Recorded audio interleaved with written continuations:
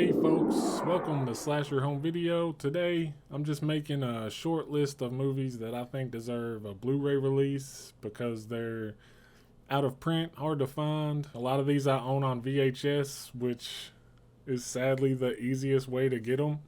So that's very telling of where they're at and why they deserve Blu-ray releases, especially with all the releases that come out now. These are definitely, in my opinion, some very deserving ones. And they are a little on the cheesy, campy side, but that's what my channel is, so they're not going to be for everybody, but they're all going to be for somebody, and one of those somebodies is me. So to go ahead and kick it off, first is Pinocchio's Revenge. This is a 90s Trimark killer doll movie. You either love or hate those movies. I'm on the love side of things, and this is one of the better ones. It actually does something that Child's Play doesn't do. I'm not going to say it's better than Child's Play by any means. It doesn't have the same acting chops or production value. But the one thing it does do is, spoiler alert, it actually leaves the ending ambiguous. So you're not really sure if it was the doll or the kid imagining the doll and actually doing this stuff. And this movie was directed by Kevin S. Tenney also. He's one of my favorite directors of that whole era. Every movie he made is always entertaining and never lets you down. This one, in my opinion, is no exception. It's got pretty solid effects. It's not gory. It's not a blood fest. It's actually a lot more psychological and creepy. And of course, it's got that cheese. It's got the layer of Kevin S. Tenney cheese on it. But there's nothing wrong with that. And I think this is right up Vinegar Syndrome's alley, personally. They've already done Dolly Dearest. This one would fit right in with that. Evil comes in all shapes and sizes.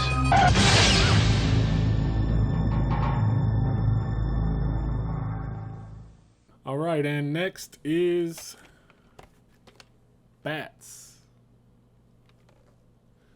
This is a 1999 creature feature.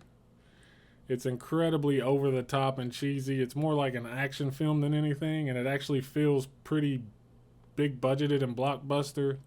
It's got Lou Diamond Phillips. It's got great effects. There's actually a unrated DVD of this with a lot of extra gore in it. Naturally, that would be the way I would go if I made a Blu-ray for it. And it feels like this is right up Scream Factory's alley. And it's really good. It's really fun, really stupid. There's a character in there that is literally just there to say cheesy one-liners, and yeah, bats. It's great. It's good stuff. Are you saying some kind of bat did this? The bats that we're talking about, they're very special. Bats. Houston, we got a problem. All right, third is Lover's Lane. This is a 90s teen horror slasher, much in the vein of Scream. And it has a novelty aspect of being Anna Faris's debut role before she was even in Scary Movie, which is a parody of Scream. So that's kind of cool. And it's really cheesy, really fun. I could see Scream Factory doing this one too, or any of them really. And if you like 90s slashers on the more obscure side, like Campfire Tales, stuff like that, this is a really fun one.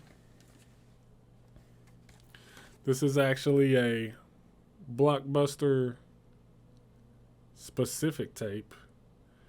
I know you probably can't read that because of my shitty camera, but pretty cool. I think it actually has custom cover art because every other version of this I've seen has different cover art. This might be Blockbuster exclusive, which is pretty cool.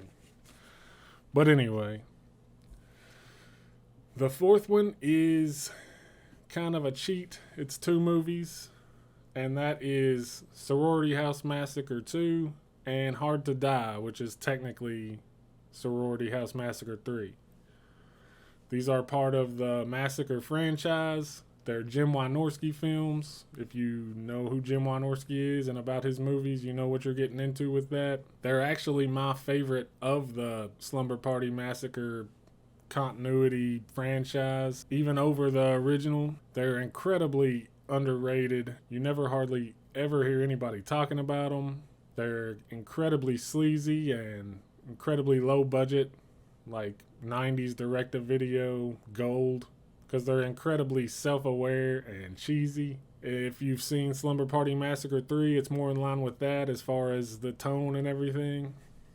And yeah, I'm pretty sure Scream Factory owns the entire Corman collection, so releasing those wouldn't be a problem. And I really think they should. Or maybe just a entire Massacre franchise box set. That would be cool. A madman has sealed off a Los Angeles high-rise. Now, 5 young women are joining forces and fighting for their lives.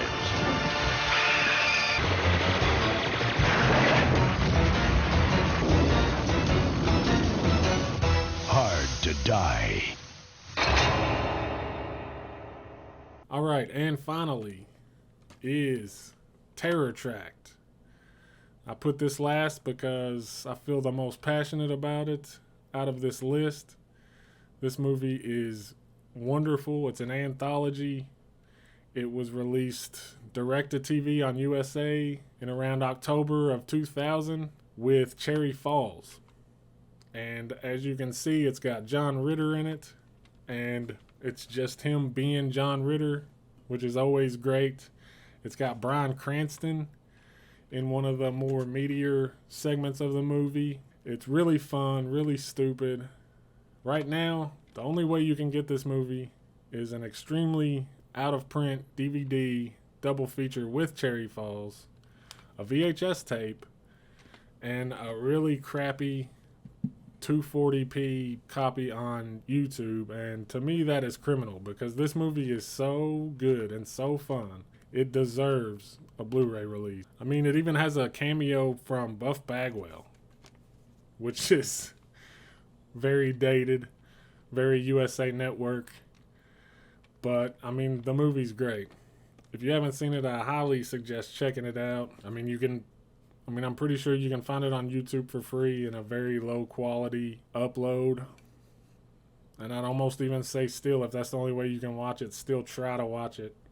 Because this movie is wonderful and it does not deserve to die on an old format. It's beautiful. I had a feeling you'd like it. Bob Carter has only one day to sell a house. You have to buy a house from somebody. Why not me? These are quality homes!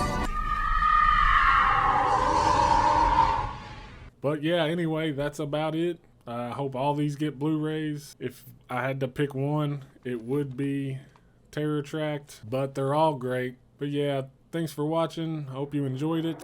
And until next time.